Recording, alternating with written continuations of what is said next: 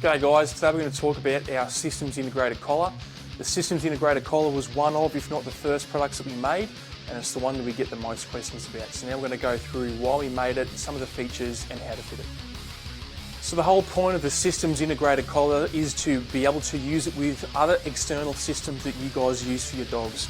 Now the systems I'm referring to are mechanical ones like slip collars, dominant dog collars, choke chains, that type of stuff, pinch collars, martingales.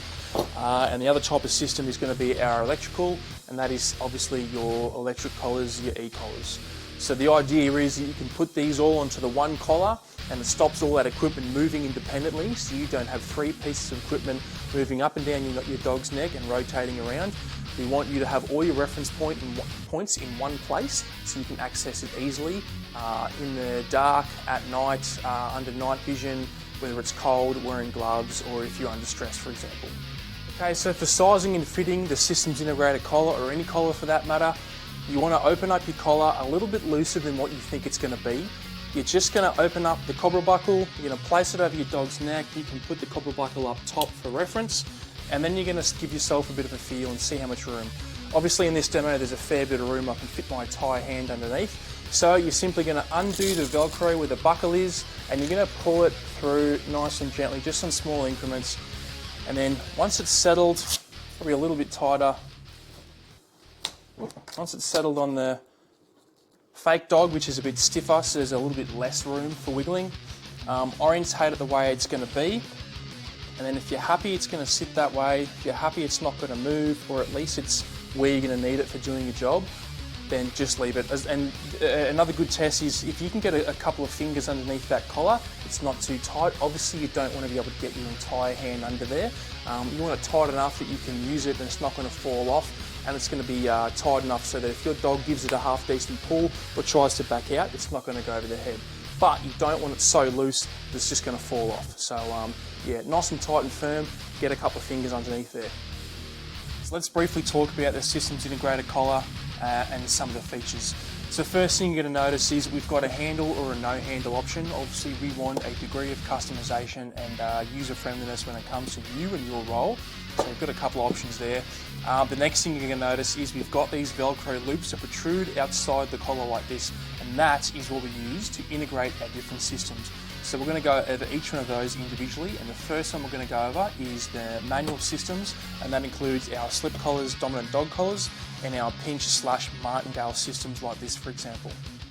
Okay, so when it comes to fitting our manual systems, typically what I like to do is I like to use the single on the top side.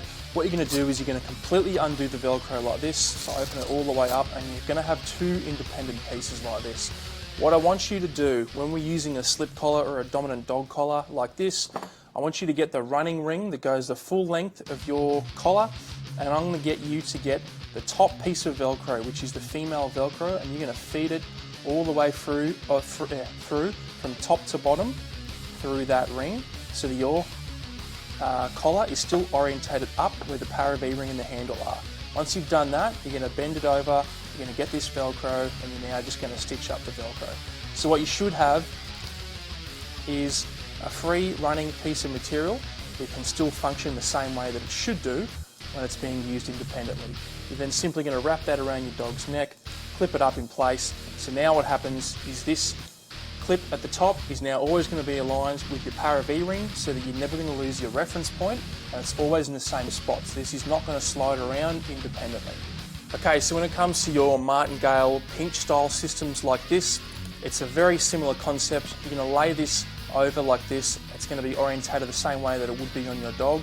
Now with your martingale systems, your pinches, your prongs, you're going to notice that there's this triangle system here like this. Now sometimes you're going to have a ring on the bottom, sometimes you're not. The bottom piece of chain is what you want to put through this Velcro here. So you're simply going to open this up, orientate your collar properly, put the bottom through, and you're just going to attach the two Velcro pieces like this. So now this shouldn't move, but the collar can still function the same way that it was designed to be on your dog's neck. You simply pull that, it tightens, it cinches, it still fulfills its function, and it's also stationary on the dog's neck. Your reference points are always at the top. So next we're going to talk about using your electrical systems. So same, On this side, you've got the single piece of Velcro, which is going to be used for your manual systems like your pinches, your prongs, your slip collars.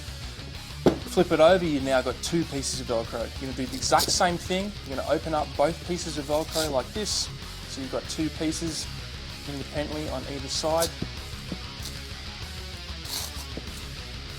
Now you've got this Velcro that should be sitting open like this. You're simply going to get your e-collar and place it in the orientation that you want. For the purpose of this video, I'm going to be top mounting my e-collar. I'm going to wrap the Velcro around the corners, do it up like this. Same thing is going to happen on both sides. Obviously lay your female down first, the male's going to go over the top. And there you have it. The same thing, you've now got your e-collar is now stationary and fixed against your systems integrated collar, so there's no independent moving. Now obviously depending on the type of e-collar you have and the mount that you have, your clip is going to be in a different point.